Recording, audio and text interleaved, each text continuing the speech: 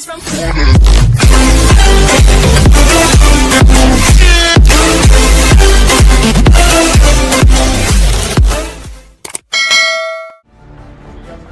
Ninguém dá nada de graça. Duas equipes de muita qualidade prometendo jogão. Daqui a pouco a bola rola na EA Sports.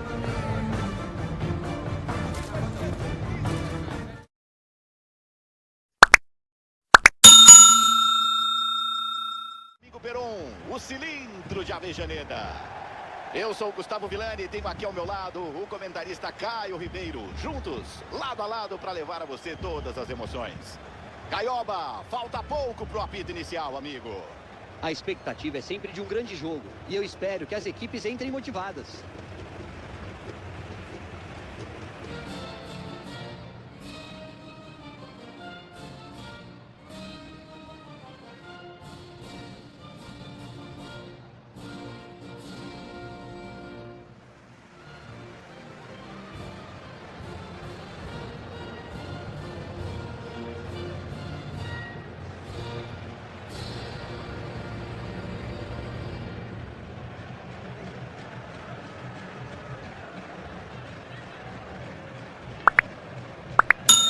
Na tela para você, escalado o time da casa.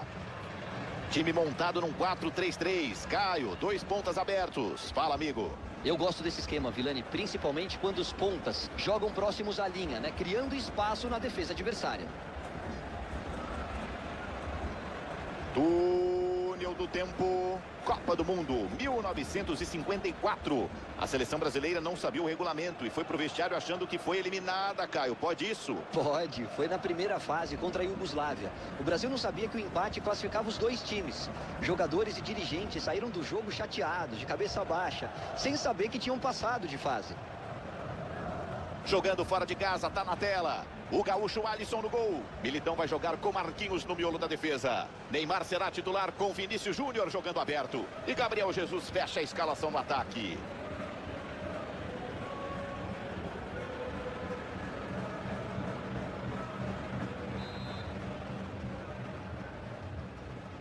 Quero ver, apita o árbitro, começa o jogo, a bola começa a rolar, você é o nosso convidado. Vamos ver como se comportam as equipes nesses primeiros minutos.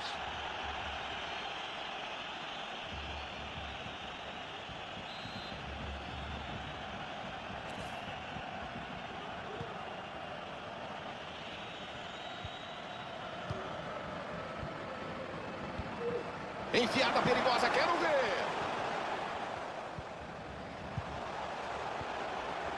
Rapaz, impedimento marcado. Caio, a bola parecia boa. Impedimento milimétrico. Fizeram tudo certo. O passe, a corrida. Foi por pouco.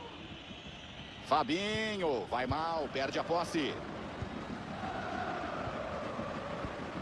Rodrigo Depou.